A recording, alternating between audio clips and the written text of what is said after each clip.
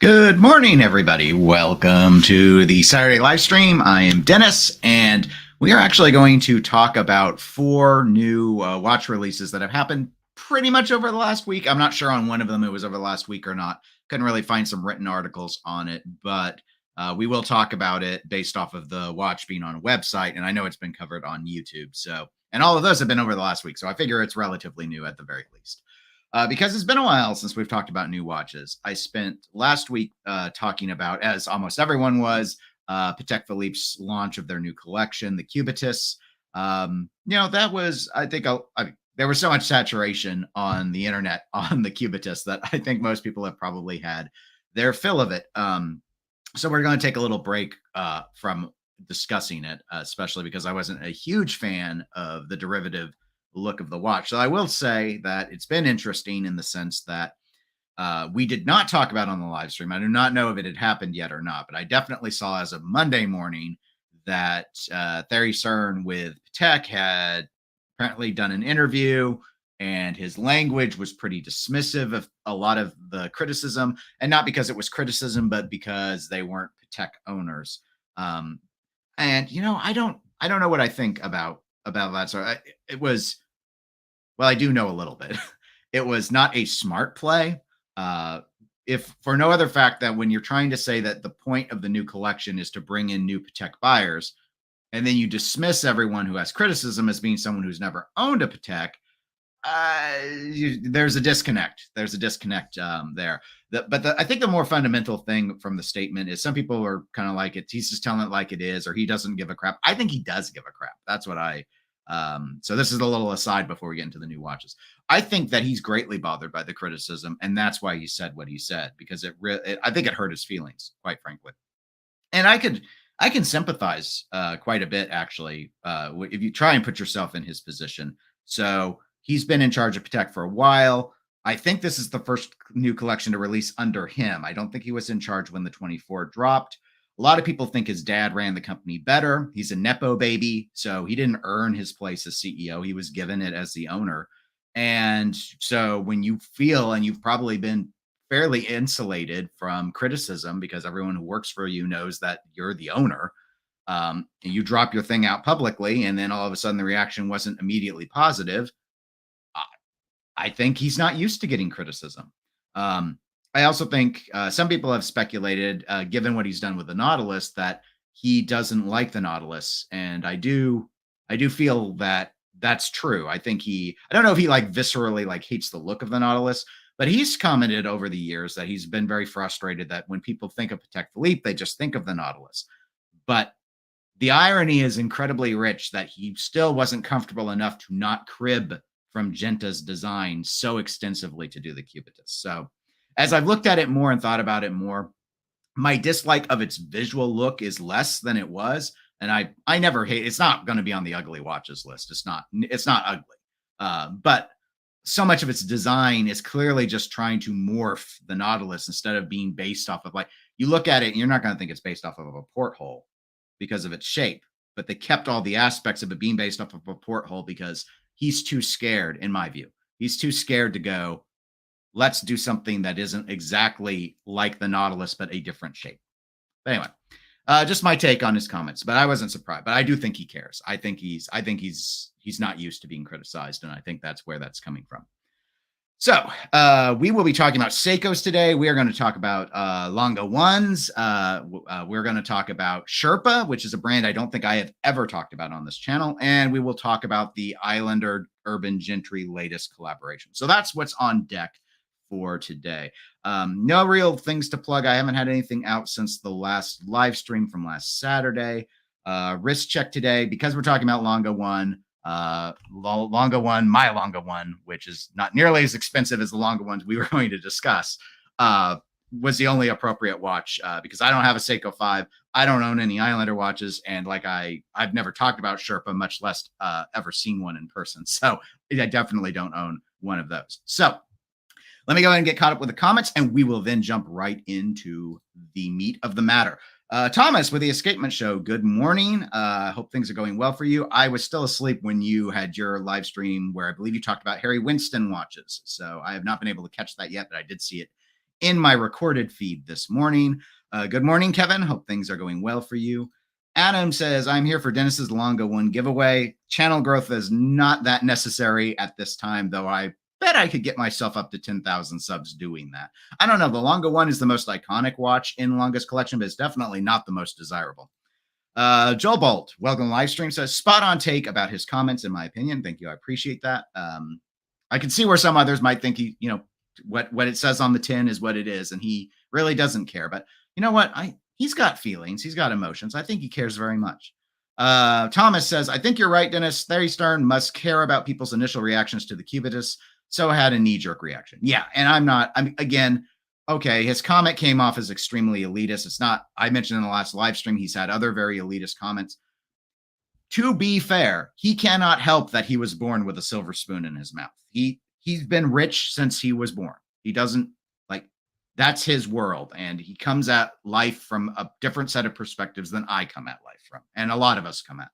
We all have our own perspective. So in that regard, while it didn't do any favors for his business to say what he said, understand that he, just given his position and given how he was handled through life, he's not going to have, he probably wasn't told no a lot, or maybe he was, and it was his dad and he's got a chip on his shoulder. I don't know.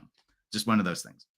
Trap Vision, welcome to the live stream. Glad you could make it. Good morning to you as well. And to Underhay, it looks like we've got a number of people here. And Junior, I always think of Last Crusade and Sean Connery. Junior, when I see your handle in the feed. Okay, well, let's start. Much less expensive than the Cubitus, and it's $40,000+ price point. Let's talk Seiko. And let's talk the Seiko 5, the most affordable line of Seikos in their current catalog. And it's Seiko, so let's talk limited edition, right? We can't let that go. So here we go. This is the Seiko 5 Sports DENHAM. I'm not sure if I'm saying that right. DENHAM or denim. I want to say denim like jeans because, all right, so that's the joke. So there's a brand in Amsterdam that has blue jeans, like they do denim stuff. So get it, but Amsterdam. So they put the ham on the end, so it's DENHAM. Okay, I'm assuming that's it's a European thing. Their jokes are like that, in my opinion.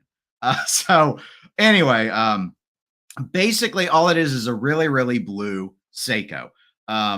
Yeah, it is. It does have trappings of the DENHAM branding on the back. It's a display case back, but this article, which is monochrome and is linked in the video description, does not have any photos of the back. I'll blow up some of the photos here, but in a moment. But basically, it's everything you would normally expect. It's the same standard size as the Seiko 5. It's going to be powered by the 4R36 movement. It's going to have a non-color matched day date. The color scheme is going to be blue in a denim fashion. It's going to be almost 43mm case size. It's going to be about 13.5mm thick. It's lug to lug's 46mm. All the usual stuff. Hardlex, not sapphire crystal. The strap is nylon.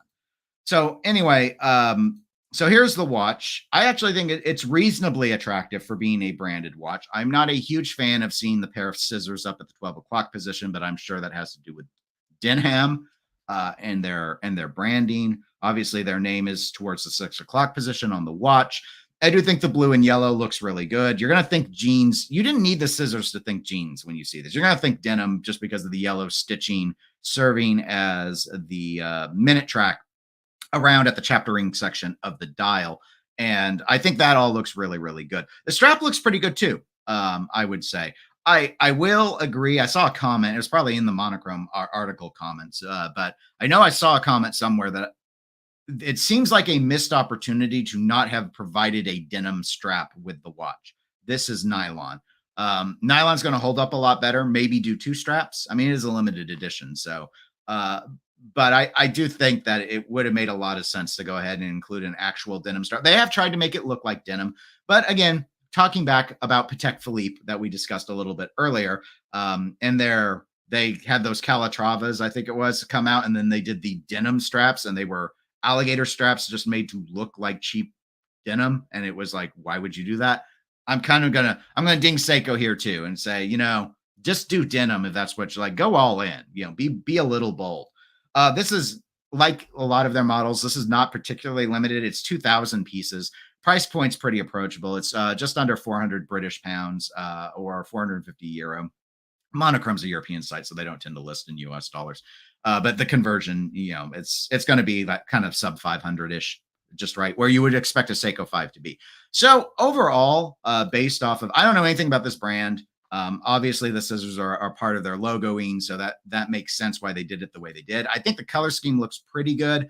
Not a huge fan of the almost sandwich. I mean, it's not a sandwich dial, but the way they've blackened the markers here makes me feel like there's some depth to it, like a sandwich dial. And I don't really care for sandwich style dials generally. So that's the one piece of this I don't love. I would rather have this probably just been white, like the white loom, like we see with the handset, or even whiter, honestly, would be better, because then we could color match the loom markers to the day date complication window.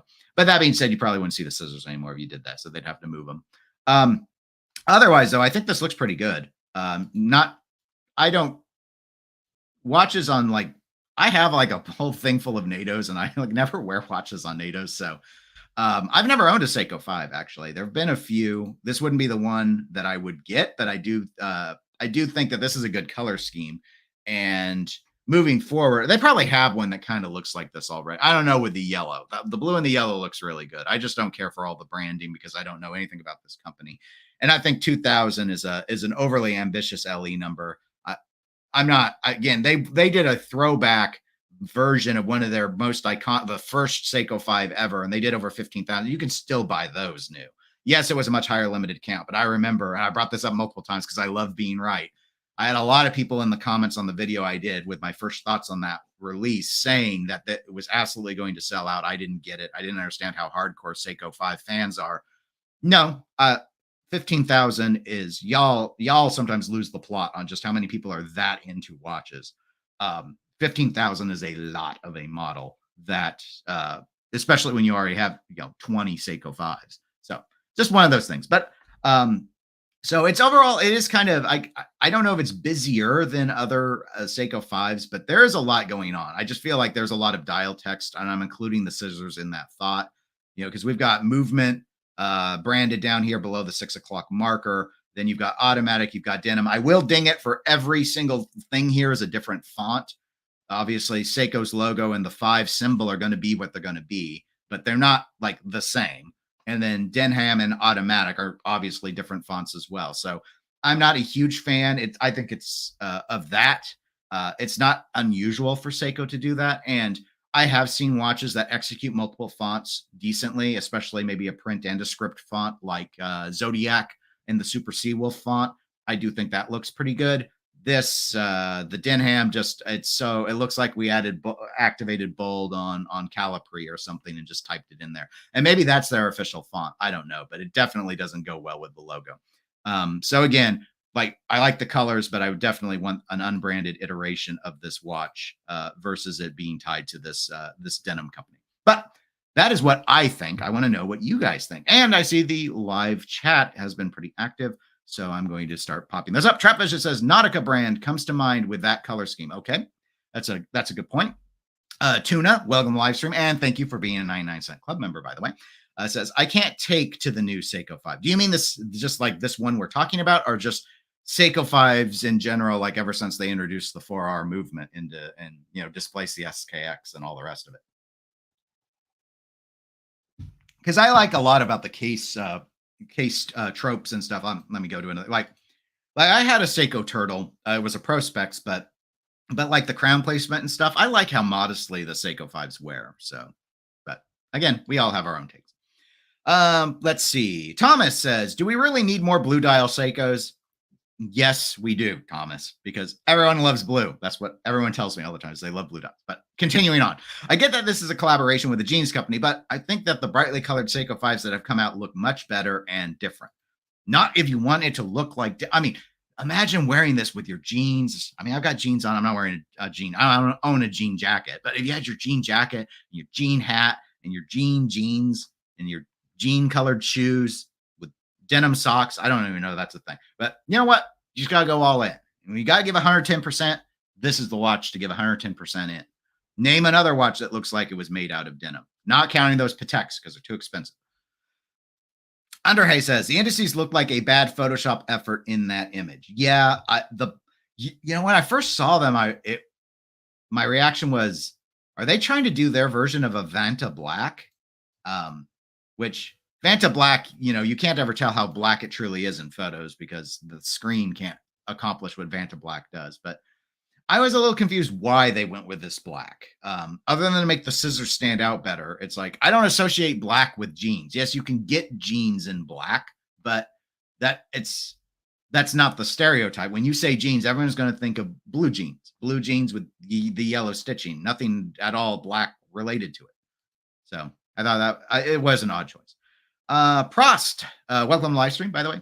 Seems like there's a lot going on with this one. Yeah, the dial for what it is, and I think maybe part of that might be the stitching look for the minute markers is wider than what we would normally probably see for that outboard. And so it ends up consuming more. There's less negative space because of it. So I think that coupled with just every like line that you would think there would be blank spaces got text on this dial. So all the way, down the center. But that's not unusual for Seikos.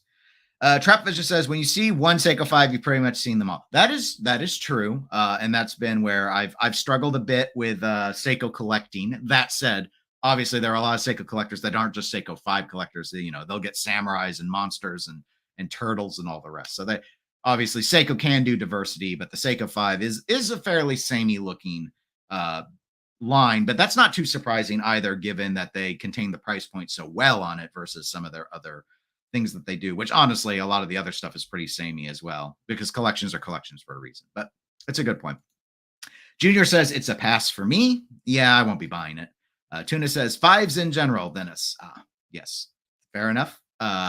So yeah, I could see where people may be getting tired of them or never liked them in the first place. Thomas said the Denim Dial Omega Railmasters, which can be had for a cut price now, look much better than this. The Railmaster is pretty cool. I know some people are a big fan. I'm not a huge Railmaster fan, but it is definitely something that that a lot of people it's sort of underappreciated, I would say. I don't say that a lot about Omega, because we only usually talk about all the non-underappreciated. We talk about Speedmasters and Seamasters and Aquaterras, but DeVilles and Constellations and the Railmaster, even though it's in the Seamaster line, I feel gets neglected, probably because it's kind of buried in there. So like the racing Speedmasters, when you say Speedmaster, you think Moonwatch, everything else is thought of secondarily. So there actually are Speedmasters that are underappreciated, but we're not here to talk about those today because Omega is not on today's list.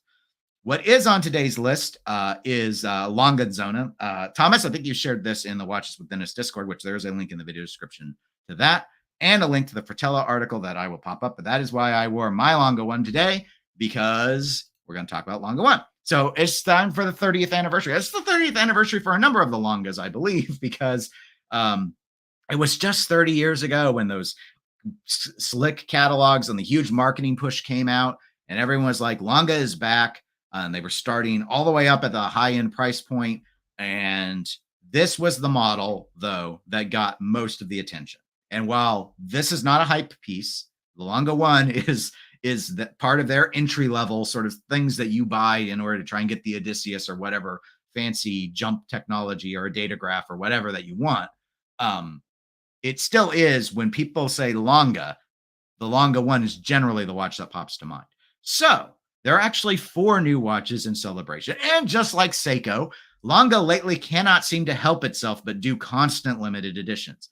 They're not a particularly prolific company as it is. I mean, they produce a lot more watches than, say, like a Moser, but I don't know why they're so limited edition oriented. But basically, they've got 4 of them, and they're Langes, and then there are little Langes. So they basically look the same, except one is smaller than the other. And it's not like a men's watch versus women's watch style. The sizing is extremely close. So here you go. Here are the platinum. They've got platinum and pink gold ones. So here are the platinum 2, Lange 1, little Lange 1. The difference is like 2 millimeters. This is like a 38.5 millimeter. This is like a 36.5 millimeter. And you can see golden ratio remains respected. It's just compressed down more. So you have basically everything you would expect. It's just, do you like a slightly smaller version?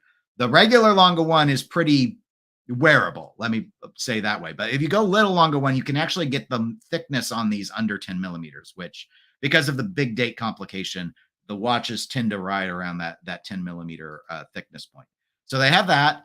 And then of course they've got the pink gold versions, Longa one, little Longa one. But it's not like the grand Longa ones where there's a little bit of a more notable, I should say, difference with the placement of the small seconds versus the time. Like there's much more of an overlap that happens. Though there is a bit, it is a little subtle, but you can see like these more kiss each other on the little one, the two subdials, whereas there's more of a more pronounced cut in versus the others because the sizing has to be accommodated. But the movement, my movement is not this. This is the new movement that it's been out for a while where they no longer have the little island plates. They redesigned the movement. It's a much better movement than the old watches had, but you still get the 3/4 plate look. All the hand finishing that comes along with Longa. I mean, it's Longa. People have, and Longa has wisely kept high quality on even on their cheapest watches. They do the same basic effort on the movement finishing. Something you cannot say about Patek and some of the others in the Trinity. But as usual, it's just I don't have a whole lot to say about it. Let me go and get the stats out of the way really quick because you might care. So I mentioned the silver ones are platinum, the gold ones are gold. Pink gold is what they call it. It's sort of a rose gold color. So yeah, 38. So the regular size ones are 38.5 millimeter by 47 millimeter lug to lug with 10 millimeters of thickness, and the little ones are 36.8. Okay, so they're a little bit bigger than I thought. 44 millimeter lug to lug and just under 10 millimeters of thickness. And 3 hertz movement, 72-hour power reserves, hand wine only. And the pink gold ones start at 50,000 euro. And you'd have to call to find out what the platinum ones are, but they will be more. So 50,000 euro watch. These are limited to 300 units for the 38.5 millimeters and 150 units for both of the little Longas. So, just about 900 units total, I guess. But anyway, the reason I don't have a lot to say is the configuration is exactly what you're used to with Longa ones. So if you've ever looked at a Longa one, I can't, other than the colorway and the metal combinations, which I don't know why it has to be limited. But of course, they're beautiful. That Longa one is my most favorite asymmetrical watch design that exists. I love the look of the Longa one. I love the look of these because the design is the design. Some people don't resonate with the asymmetry of it, even with the golden ratio trying to exploit your brain. I know plenty of people that would, prefer like the Breguet Classiques or, Vacherons, Patrimonies or the Calatravers or whatever. It's its own thing though. No other watch looks like the Longa one. The finishing on the dial side is subtle. It's restrained, but it is that's why they're giving you all these macro shots. It is very, very good. So they're just very, very beautiful watches. Their movements are always beautiful. They are and I have an older model, but the sizing didn't change all that much when they upgraded the movement a number of years ago. They don't wear as good as some other dress watches because they are thicker than a lot of dress watches. But as you heard from the stats, at right around 10 millimeters of thickness, they are not thick, and they're quite wearable watches. Even the 38.5 can fit most wrists, but the little Longa one also is not particularly diminutive, so most wrists can also wear that one. So anyway, I think these look great. I think the pink gold ones look the best because I just think that the rose gold coloration combined with that blue, yet again more blue. Is it a better blue than the Seiko? Yes, it's not really up for discussion. It is. The big date is a really cool complication. Incidentally, if you're not familiar with on the regular Longa ones, this is the toggle for it. You still have to respect the no date change time. That's still a rule. So I'm always a little worried with the button and trying not to want to bump it. But it feels really good to actuate, which is kind of funny because I don't know how the new movement feels to wind. The old one, for a hand wind watch, not the best feeling wind. You don't feel the click or anything, which is okay. It's just, it has a lot of back play, or at least mine does. And that might've been something they fixed because the crown had to go really, really far across the case on the old original movements that they got from JLC. Cause that's JLC technology that they took advantage of when they launched the company. But regardless, very, very nice. I've never handled one of their platinum watches. I think I just like the contrast better, but if you want something stealth, much more subtle, obviously the black dial is going to be in line with a lot of dress watch aesthetic, more so than blue. And the platinum is going to mimic white gold, which is going to mimic steel. So in that regard, it's a much more subtle looking watch. But I love Lange's rose gold a lot too. So personally, I prefer these. But the price point is killer. I do not know if limited Lange ones sell out all that rapidly or not. Most Lange ones are readily available, and that's why if you like Lange one, look secondhand because you'll save thousands upon thousands. These watches do not hold a value. It's the sports stuff that does, but I do actually prefer their dress watches. So, but I'm more of a dress watch person in general. So, okay, let's see. Got to scroll back because there have been a lot of people providing chat comments, which I do appreciate. Here, I'll let you guys look at the platinum ones for a while, not just the ones I like. Tuna says, I would opt for the 36 millimeter. Beautiful watches. Yeah, the little Langes. I looked really closely at one point that was secondhand that had like a chocolate dial. And it looked really good. Chocolate, those browns, you have to be really careful because there's a fine line between chocolate and poop. and like the Baltic Aquascap, I think executes the bronze one, executes its brown really, really well. Panerai has some really good looking browns. Others, I've had more trouble with brown from like Seiko. But just a word of caution to maybe look in person on those to be sure. Koji, welcome to live stream, and thank you for being a 99-cent club member. And thank you to all of you who have upvoted the live stream. I do appreciate that.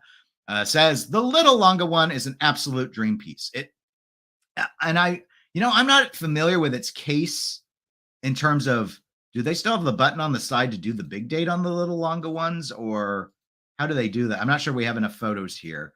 They have some way to do it.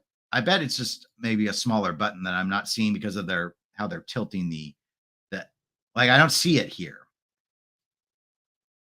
Or do they do it through the crown? I would think no, but I don't know. Maybe one of you knows. I don't know. And I don't want to go to Lange site and investigate because we got a couple other watches to get to. And Tuna says hi. Let's see, trying to catch up. Wistful Ignorance says, what's up? Welcome, Wistful. Hope you're having a really good weekend. And Thomas says, I love that they have done a 38 millimeter version of these Lange ones. The platinum onyx dial version with the black match date wheel looks gorgeous. These are expensive though. Price on request over 60K. Probably, gosh, I don't, because sometimes people find out the pricing and then list them. Lange a couple of years ago, they put their more complicated models right around 100,000, like the annual calendars. I bet you 60 probably. With it being limited though for the 30th, I'm going to say probably closer to 80,000. That's my guess, but I straight up don't know. But interesting. Wistful says, I'm a simp for big dates. Yeah, big date is one of my most favorite complication. Let me finish my sentence and then say it's interesting because date complications are something that a lot of watch collectors are not. And here's a good shot of the date button on the regular Lange one. Generally a lot of collectors prefer the symmetry that you get when you drop the date, but a lot of collectors, their opinions then change again once we jump over into big date, because big date now makes the date cool. I like the big date for two reasons. One, you definitely don't see it on very many watches, but big dates are accessible. So just because we're talking about Lange one, if you didn't know and you saw the big date and the big date was the part you thought was cool, Mito is a brand you can definitely go and explore. Like MSRP around $1,200. Obviously, it's a very different shape because it's more like their big TV date style, but they have a very notable large date. If you like this look, like you like the asymmetry, but you don't like Lange one pricing, or you don't like something about this, Cubitus Pano line is another one. They're called Pano because there's a panorama date on all of them. And I had one of those at one point. That's a very cool big date. In fact, I'm going to give it even an extra nod because you can kind of see it here. I know they have another close-up of the date if I wouldn't click outside of the window too much. I thought they had one where it's kind of, here we go. You'll be able to tell much better. So the date lives on two planes because the discs are are overlapping. So the I guess the 10, 20, 30 position, I don't know the proper term for it. The left-hand side, is higher. You can see it in this photo. This disc is higher than this disc. Not really noticeable on the wrist at distance to tell the time, but up close, easily noticeable. Glashuta has them on the same plane. They put both discs on the same level. It's very cool. So I think they don't get nearly enough credit for that aspect, but something I would point out. Let's see. Tuna says 50,000 euro, laugh out loud. Well, I could sell my liver. You could sell part of your liver and the rest of it will grow back. It will grow back. So that's definitely good that you're thinking livers and not kidneys. Definitely good. Firehouse Guitars, Los Angeles. Welcome to the live stream. Good morning. Barely caught the show. Glad you could make it. And good morning to you. Wistful says, how fortuitous. How could we not? How would you compare the wearability between the Lange one and a Geo Pano?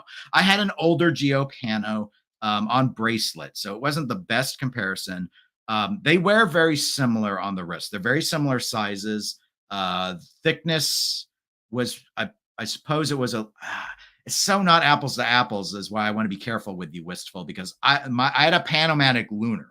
So not only did it have the big date, it also had a moon phase on it. So it had to accommodate additional complications. So it was thicker than my Lange one, but not, it was a cool watch. The only reason I let it go is I actually traded it amongst 4 other watches towards this watch was because I didn't want 2 asymmetrical dials. I should never have bought it simply because I didn't own it all that long. But it was really cool. The movement finishing is awesome. I mean, you get the hand engraved balance cock just like you would on the Lange with the panel line from Glashuta. They're very cool. They're very comfortable watches. Just decide which. Well, pricing one thing, and the Geo I had was steel, so you can get stainless steel, and that's going to get your pricing down a lot. It's a different asymmetry. I prefer the Lange one's overall dial layout, but I do think the Pano one looks really good. I like the big date. I had that whole discussion about the planes and how they technologically, I think the Geo big date is cooler than this big date. And I had a stainless steel one with a blue dial. And so this is probably why I kind of like this blue so much, is it was a really rich blue like this. So, very, very cool line of watches. And Geo ones also, much like Lange ones, take a bath, secondhand, especially to get older ones. So, and they've got a lot available. There's Pano reserves, which have the power reserve indicator. There are the lunar ones that have that. They got some other interesting complications, not even without getting into the ones where they start making it look kind of inside out and sort of almost skeletonized, but putting movement parts on top of the dial. Very, very, Geo does some really cool stuff. Definitely take a look at them. If you're into asymmetry, just bear in mind, like price point wise, we're still talking some pretty significant money, but you don't have to go up over, $20,000. Like retail, they're under 20,000 in the steel. And when you start getting outside of retail, you can get, I don't know what they currently go for, quite frankly. Back in the day, you could find them under 10. So still a lot of money, but not Lange money. So, but they're their own thing. I feel they've done enough different stuff that it's obvious why we would compare the two, but Geo's its own thing. So, Joe Bolt, I like the color match big date of the black ones a lot. The rose gold and blue is a great combo, though. Do either of these make your top 5 for the brand? No, I don't think. I mean, I love this. The onyx look of the black is really cool. It's just, here's the thing. There are so many Lange ones. It's kind of like the Seiko 5 thing. Like, pick a dial color and a case color, as long as it's platinum or gold, because they don't work in other materials for these. And you're gonna find something that you want, right? So like, I really like the silver dials a lot. The classic silver, the classic non-onyx black look really good. I've never met here's this. This is where we talk about simping for big dates. This is where I don't like fanboying, but I have never seen a Lange one I didn't like, is the problem. So I'm too biased in favor of the design language that I could say yes or no to this being in the top 5 for me, just because the configuration I like. Like, I can tell you for sure the platinum would not be in my top 5. That's just because most Lange ones I think look better with the contrast in gold. And almost always I prefer their pink gold over their yellow gold, which they don't do all that much of. The top 5 for me would probably be their limited, because I think they only do them limited, just like these are limited. They're honey gold. Their honey gold cases look super good. They've always paired them really well. They have some really good salmon dials, though, that go with, again, highly limited, that have gone in their platinum watches. I prefer those, so those would be my top 5s over these. So I guess that's as good as I can give you for info. Irvin, welcome to live stream. I don't know if you've been on before. Maybe I should read your comment before I make speculations off of your name. Hi, glad to catch you live for the first time. I like your channel and your work. Greetings from Arad. I don't know if I'm saying your city right. I apologize, because I'm probably not. Romania, which I, at least in Merca speak, with, that is how we say Romania. So welcome. I'm glad you could catch it live. I hope you enjoy it. Junior says he likes the black better. I think a lot of people probably will. It definitely, with the shine, I just wish they don't have as many good photos of the black up close. But this, like you can see like how in my picture and behind, you can see my studio lighting. You can see the studio lighting reflecting. That's how reflective this Onyx style dial is, which is very, very cool. I don't know if it makes it too hard to read the watch in bright light, though. So it'd be something I would, maybe at this price point, we don't care anymore about legibility, but I would still care.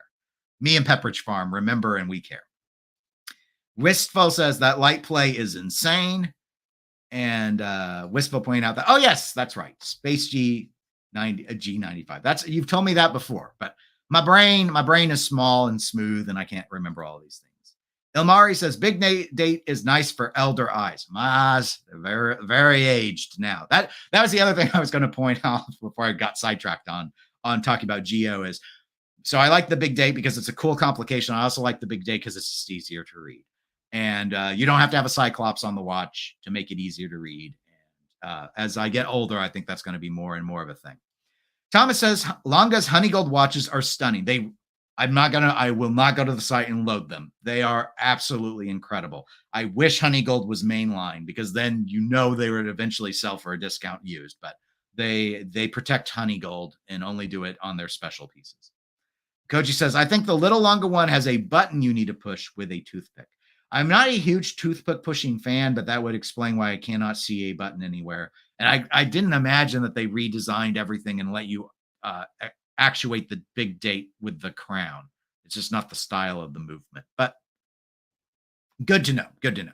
Okay, actually did get caught up. Sorry, I know I skipped over a few of the chat comments. It's just there were a lot, and I waxed on far too long about Lange.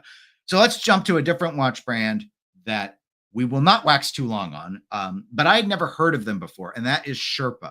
So Sherpa has a couple of new Ultra Dives out. They call one the Moon, that's the silver one, and they call one the Sun, which is salmon, but they call it the Sun. So, okay. I mean, I get it with Moon, but I don't get it otherwise. But I'm not here to judge their naming.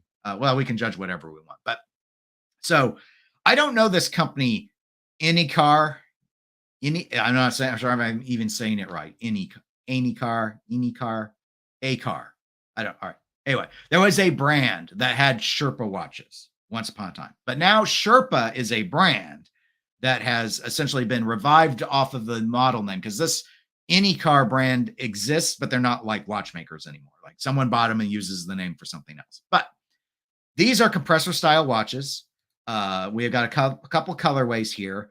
I thought there were a couple of really cool things about them that I just wanted to point out. So German brand, the font consistency is a lot better than we saw with the Seiko 5.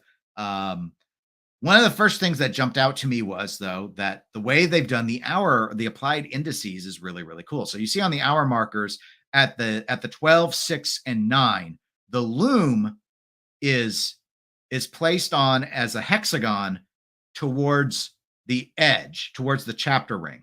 All the other hour indices are regular baton style with rectangular loom towards the inner portion of the dial center.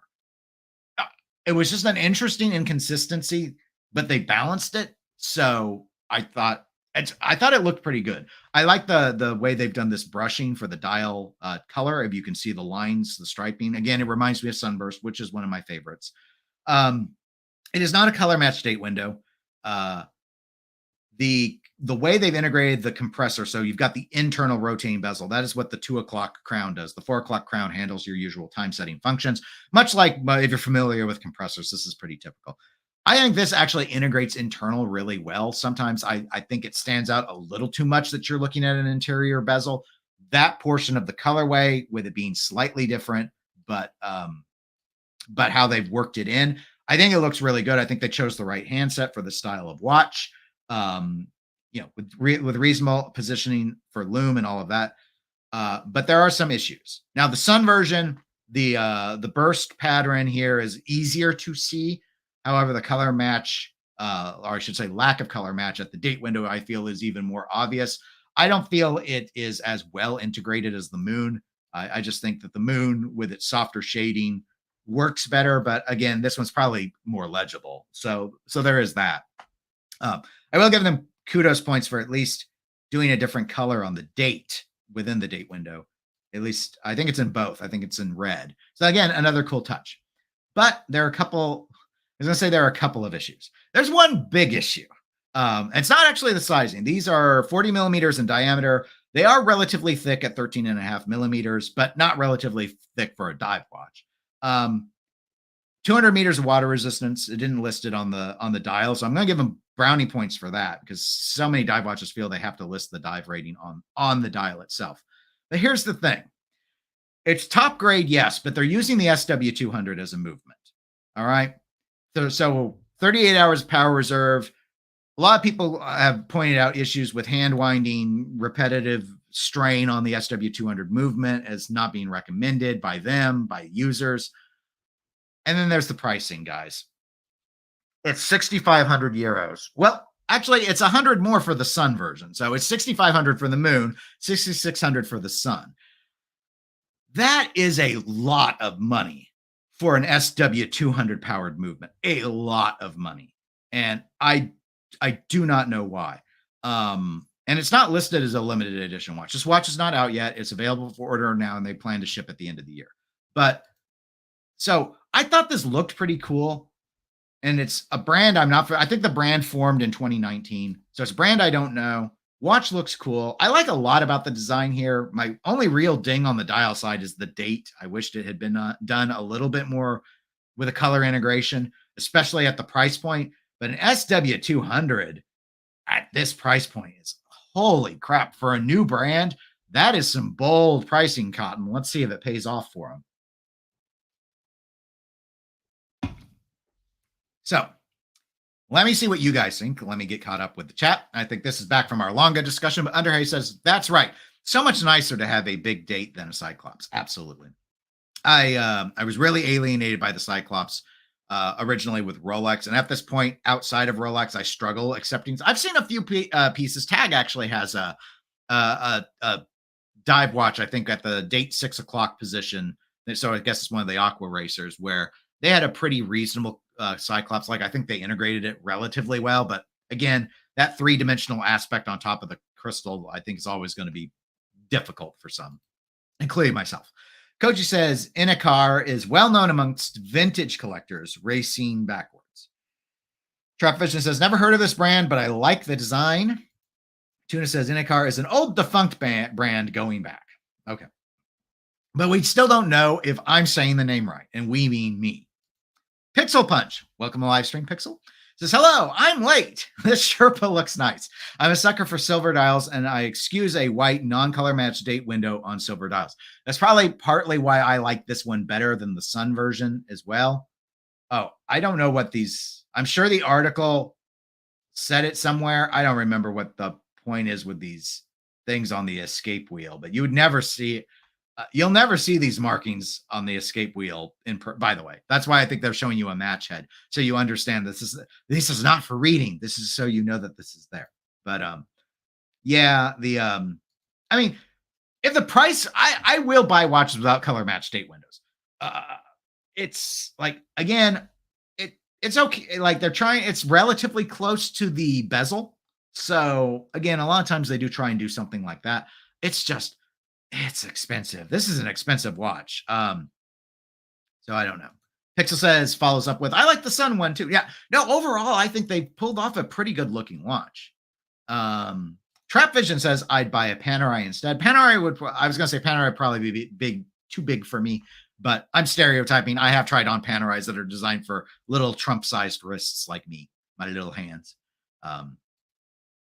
Pixel says, "Oh, that price ruins it for me, though." Yeah, that's the thing. I got so excited looking at this, and I thought, I really don't need more dive watches. I'm down to one because I barely ever wear them, and then but I always end up looking at them, and then I saw the movement, and I thought, oh, because I read down and I saw SW200, and I thought, oh, this is going to be affordable, and then I saw 6,500 euro, and I go, mistakes were made, and I don't know if the mistake was me making the assumption or the mistake was them having the decision to go ahead and charge this much money for a watch from a relatively unknown company. But again, we'll see if it works out for them or not. Thomas says, I came across Sherpa last year at a watch show in Ireland. Martin, I think that's his name, who runs the company, has taken the design of Inakar Sherpa and is making his homage, which is, I think he's doing a pretty good job from the aesthetics department. But as Thomas notes, I agree, the pricing is far too expensive. Yeah, that's really the only issue I'm running into.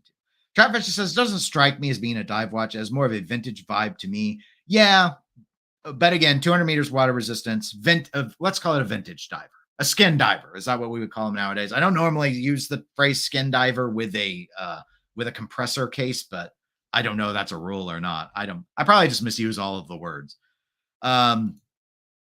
Under 8 says the loom plots are on the 6 and 12 look poorly applied. Definitely not 6,500 pound quality. I wonder if they're truly poorly applied or if it's the shape. It looks like I'm assuming there's a cutout that they just filled in, but the shape it's obviously different with them going with a hexagon I like the idea of doing the different shape though, but I don't know. When we're zoomed in this closely, it's like, am I seeing dust on the indice? Am I seeing dust on, or maybe it's textured, or maybe there's dust on the dial? Hard to get dust off. Having shot my own stuff all the time, and I always would get done with a review video, and then I'd see I left a huge piece of dust on the dial for half of it. I'm like, I ain't reshooting it. You guys don't pay me enough for that. You're just saying this is a real life experience with a watch, so you're gonna experience it with dust because that's a reality. Riskful says SW300 chronometer grade minimum at this price. When I saw the price, I thought maybe they typoed on the movement, but the article also said the 38-hour power reserve. So I was like, this is not the SW300. Scotty Pinball, welcome to live stream. Is this watch for diving the cold lakes of the Himalayan mountains? It's, it was part of the, I don't remember on the inspiration, but what I'll tell you, Scotty, is part of the money from the sales goes to, I believe, helping the Sherpas in the Himalayas. So I think there's more of a charitable tie-in. That's more so than the cold Himalayan lakes. But a good point. Junior says, I like the watch. And Wistful says, is it just a compressor style case? I mean, the case is a compressor style case, but it is a 200 meter water resistant with a loomed 12 o'clock bezel positioning. So it is a functional dive watch. It's just depends if you define if your rule is, where do you define diving? Some people will say they want 300 meters or above of water resistance for a dive watch. And then people like me will say 200 plus is fine to call it a dive watch, as long as it meets all the other criteria. So I had a Orient Cano. It had the 200 meters of water resistance. It had a rotating external unidirectional dive bezel, but most people would not have, I would only have called it a dive inspired watch because the 12 o'clock position on the dial was not loomed. It had the triangle, but they didn't loom. I don't know why they didn't loom it. I suppose price at that point, but it had a mineral glass crystal. I think they could have afforded one little splotch. The dial was loomed, but they didn't loom the bezel. I don't know. So that's probably why a lot of people prefer the, what's the more popular one, the Komatsu. It's also a little bit smaller than the Kano, and it's got sapphire crystal. So actually, there are a lot of reasons you might prefer Komatsu. But anyway, one last watch, and I don't have an article for you. We got to go directly to the site. We're going to go to Island Watch to talk about an Islander. So the Rangemaster, the collaboration watch between Islander and Urban Gentry. Don't know if you're familiar with them or not. I remember when the first one came out, it looked very much like a Tudor Ranger homage. Didn't help that the name of the watch line was Rangemaster. Its inspiration was very, very obvious. So I saw a few YouTube videos, including the promotional video, probably on Island Watch's website, about this new Rangemaster II GMT watch. So I thought we'd spend some time to talk about it. Now, this watch, powered by one of the Miyota 9000 series movements, it is a Traveler GMT watch, $700, so pretty competitive price point. Looks very, very different from the regular Rangemaster.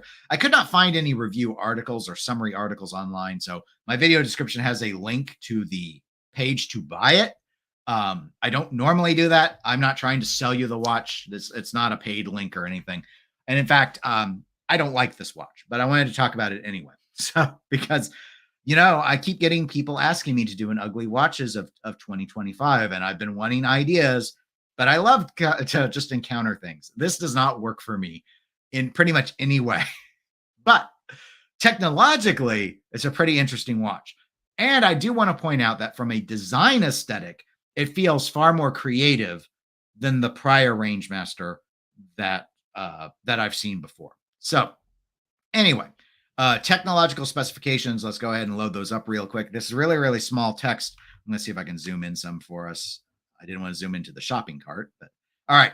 So I mentioned it was a Miyota 9000 series, specifically the 9075. So the travel GMT function, as you would expect, it does support hand winding. Very few watches don't anymore. Relatively wearable. It's actually only 45.5 millimeters lug to lug, so it's pretty compressed style case. 43 millimeters in diameter. Thickness is pretty high at near on 14 millimeters. Not unusual for GMT watches, especially more affordable GMT watches. Sapphire crystal, AR coating on the inside, which I'm glad they didn't put it on the outside. 150 meters of water resistance. So very much a sports watch. And then it does come with a strap, but it's on a stainless steel bracelet. Now, I do have let's try to zoom back out. I do have a Miyota 9000 series, not a GMT one, in my Aquascaf from Baltic. I've heard very good things about the Miyota 9000 series in general that a lot of people like. But I think we need to talk about the aesthetics of the watch. Again, I'm going to try and I got to play around with Chrome zooming because it's just different. So much of this is taken up by trying to get people to buy it. This is where I wish there were some photos that were on a separate site, but we work with what we've got. There's just a lot going on here that I don't care for. So I'm going to start.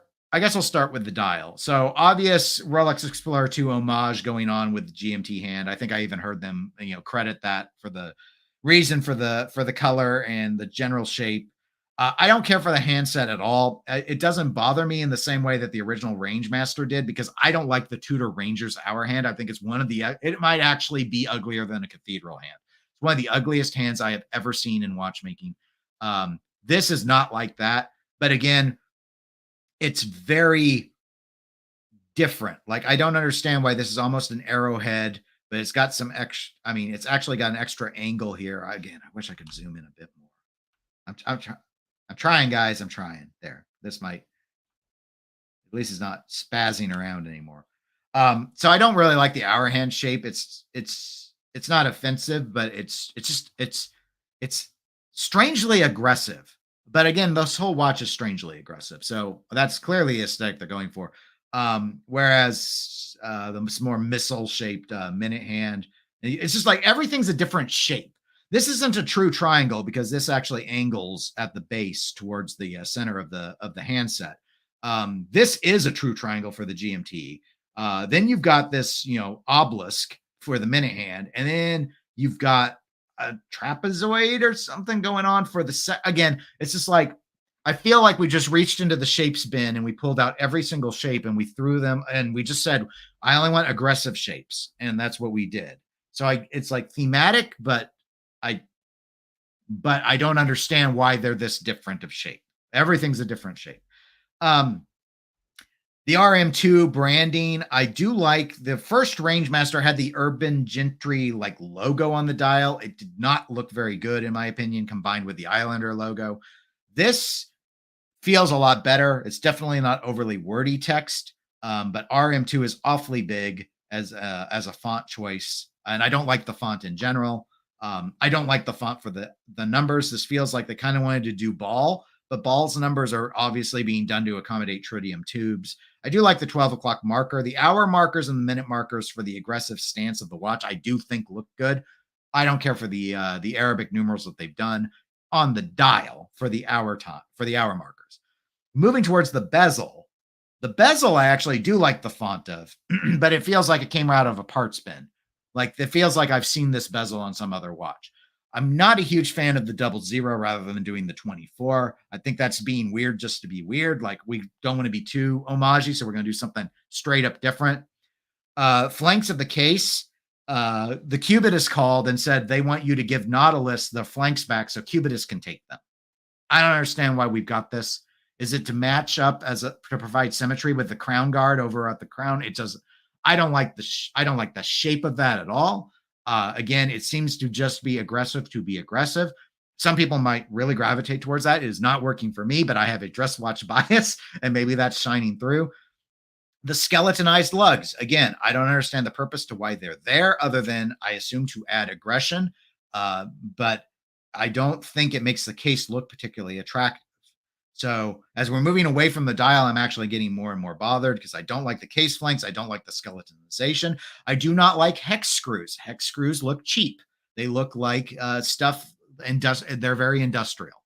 So to me, again, it's part of that aggressive look. But hex screws in watchmaking, when I first saw these, I thought it was pop rivets. That's what it made me think of, is pop rivets. And I remember using pop rivets in shop class in middle school, and it was a cheap way to bind metal together.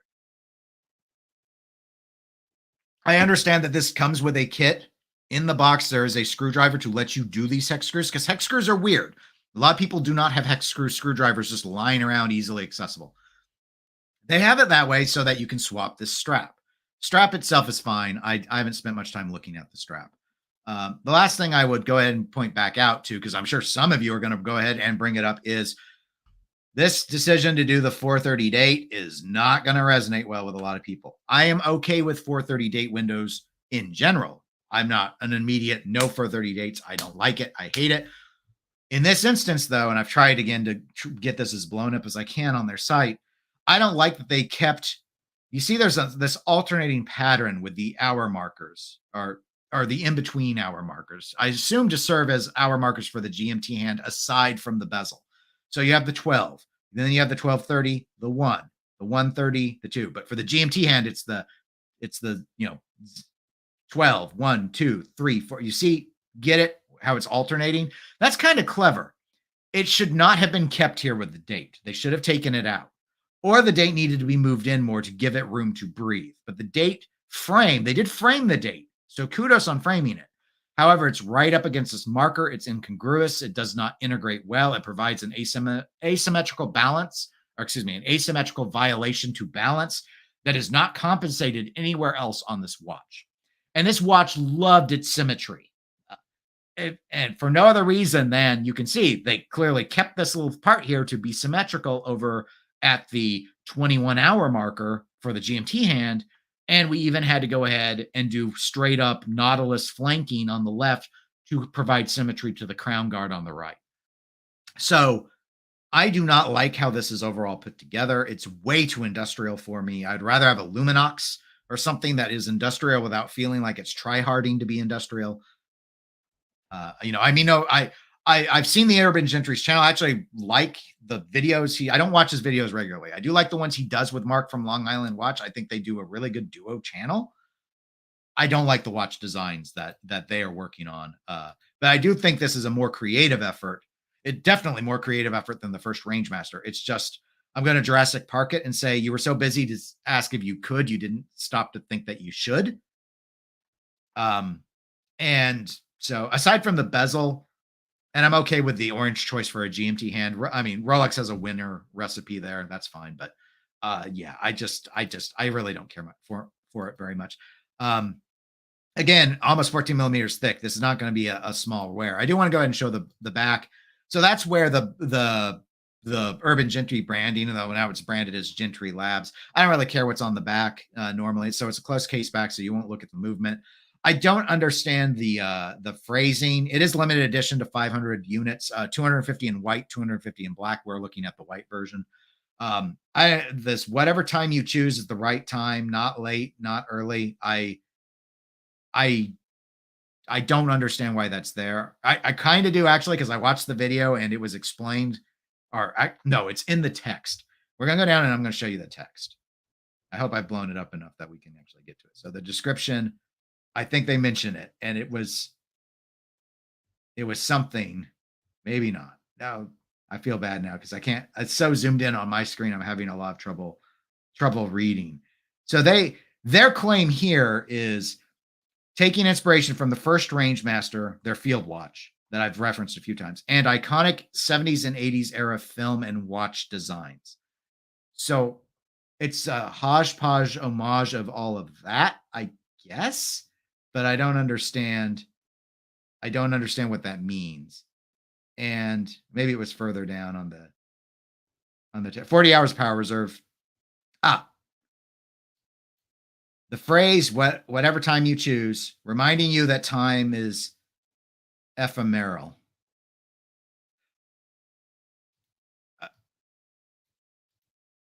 It seems it's pretentious. I don't understand why you would do that. It's fine. It's on the back. I don't care.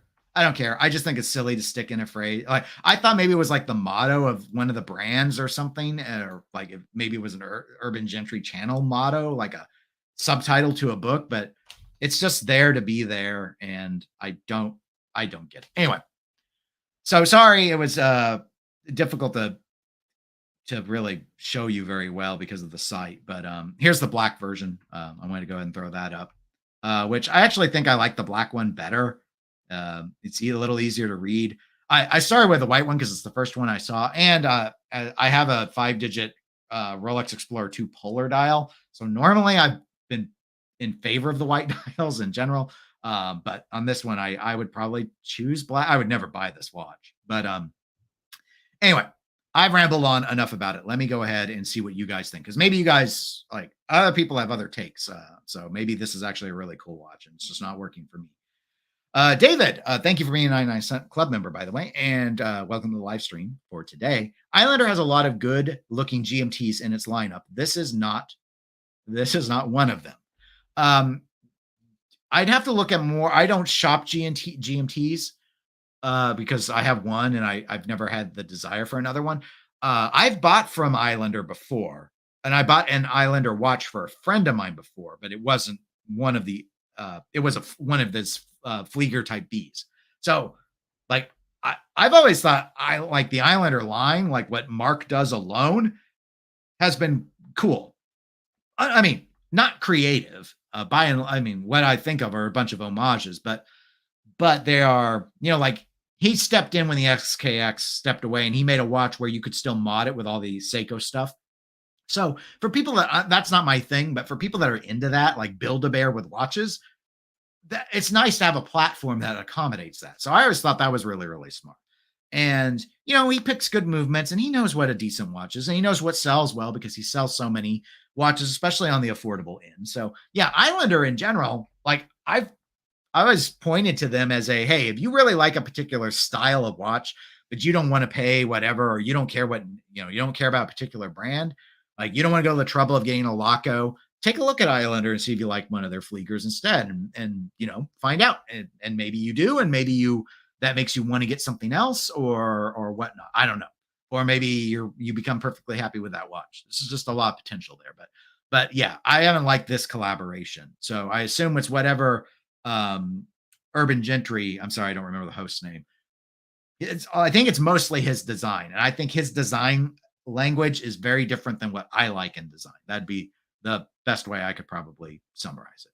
But Underhay, what do you have to say? I watched the launch video of the Rangemaster 2, and I rather like it. I wouldn't buy it, too large for me, and stuff will collect in the holes.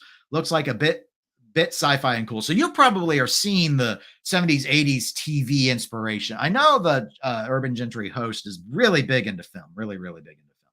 I like movies too. I'm probably not I think it's safe to say I'm not as big into film as he is.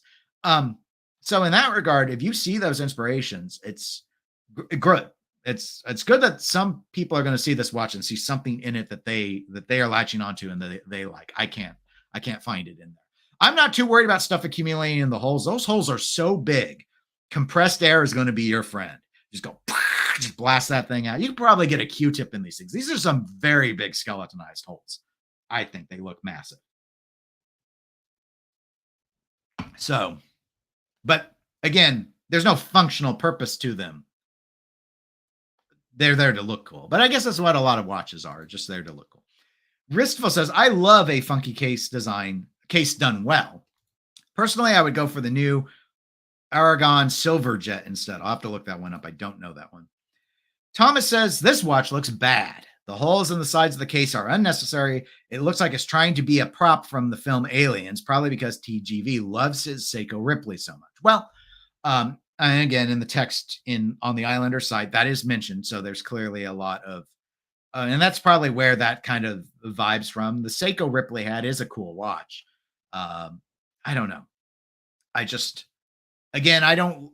generally don't gravitate in general towards parts bin watches where it feels like we're making things with, I mean, I understand it, especially at more affordable prices.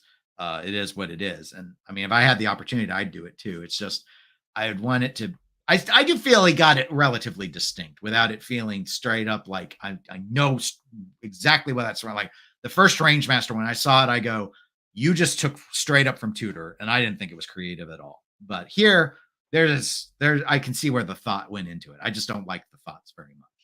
And I love the movie Aliens. But Underhate said, horrible date position, though. As I noted, that was definitely going to be one. Hey, but kudos for the color match here. But yeah, that 430 is always going to alienate a bunch of people. Probably more of a restriction of the movement they wanted to use than anything else. Thomas says, another attempt to get some cheap publicity by Long Island Watch by doing another collaboration with the Urban Gentry, I feel. Do you think that Island Watch is having trouble making sales right now, that the market is cool? I don't know, because, I mean, most of their catalog on the site is on the more affordable end, so I haven't been sure that they felt the same decline that we've seen in the luxury watch industry. But I don't know, maybe collectors are buying less stuff. Junya does not clearly care much for the date either. Pixel says, the holes in the lugs look kind of cool, I guess, but I pretty much hate everything else about the design. Okay. So another fan of the skeletonized lug approach. Maybe some other companies will start doing that in the future. Wistful says, I don't see anything wrong with guys who regularly do a show together to collab. No, I think collaboration's cool. At least like if it works well. I mean, I know some people don't like when Teddy Baldessar does it with Kevin O'Leary, but I actually think like pick their collection things. I think those are fun. I think that's I wish I could do something like that. Not enough to film it because I'm very lazy. It's just like the idea of doing an exercise, a game. I used to do a lot of game live stream. My live streams used to never be on Saturdays. They were always on weekday evenings. They were haphazard and they were games. I would bring on a panel of people. Usually I invite some other YouTubers because you knew they had the equipment to do it. And we'd play some sort of game like this or that, or, which watch would you pick, or build a 3-watch collection. And I'd have them send them to me ahead of time and we'd let the live audience vote. Like, I like games like that. And I think, those sort of collaboration games are fun. And I also think Mark and the Urban Gentry host have different views on a number of things. So when they've had their discussions, I think it's interesting. The Urban Gentry's channel solo is like a very romanticized, watch history, like lot about the history, and these brand names, when they get bought up by other entities, I don't care. The history is irrelevant. So to me, I'm too pragmatic to like that style in the same way, but some people really love it. So, and his channel is far more successful. So I can tell you without looking exactly which format is more popular. And spoiler, it is not this format on this channel. Okay, moving along. What's the price? The price is $695 US, both colors. Wristful Ignorance says the Aragon uses the 9015. Maybe you're talking about the pricing of, I don't know if you're talking about the pricing of this or the pricing of the Aragon, but the pricing is almost $700 for this one. And Wistful has corrected that actually the Aragon is using the NH37. Okay, so it's Seiko movement. Popular movement though. Junior says, I started out watching Urban Gentry, but quickly moved on, but I give him a lot of credit for getting people into watches. He's been a big driving force. I know a lot of people that he's been their favorite channel. Wistful says, the Aragon Silverjet using the NH37, definitely a better use of the industrial design. And Junior says, is it a Seiko movement or Miyota? The NH series is Seiko. And Koji says, nice ode to Indiana Jones 3. Junior. Yes, I can't help it. Junior didn't mean to be Junior from Last Crusade, but he is Junior from Last Crusade. That's just the way I am. Speaking of the way I am, it's also time to stop this live stream. I gotta go do stuff. I'm sorry, guys. We got through all 4 watches. We got to talk about industrial design with Islander and the Urban Gentry. We got to talk about how expensive can you make a watch with a Seiko with an SW200 from Sellita, and apparently over 6,000 euros is possible if your name is Sherpa. We talk about how there is no such thing as a bad Lange one, except when it comes to price on all of them, and of course how Seiko 5 continues to do Seiko 5, even if it's denim. It's still just a Seiko 5. So I might have a couple pre-recorded videos this next week. I'm working on a couple scripts right now, so we will see on that, and then I will plan to be back live stream. Don't know. I'm not planning a live stream during the week, but on next Saturday, I will plan to have one. Don't know yet what topics. Is far too soon to know. But until then, I hope you all have a really good weekend. Leave a comment on the watches. If you didn't watch live, I do go back and read the comments, so don't feel bad that you didn't participate live. I do like to engage with the comments outside of that. Otherwise, I'll talk to you all on the next video, and wish you all a really good weekend one last time. Take care.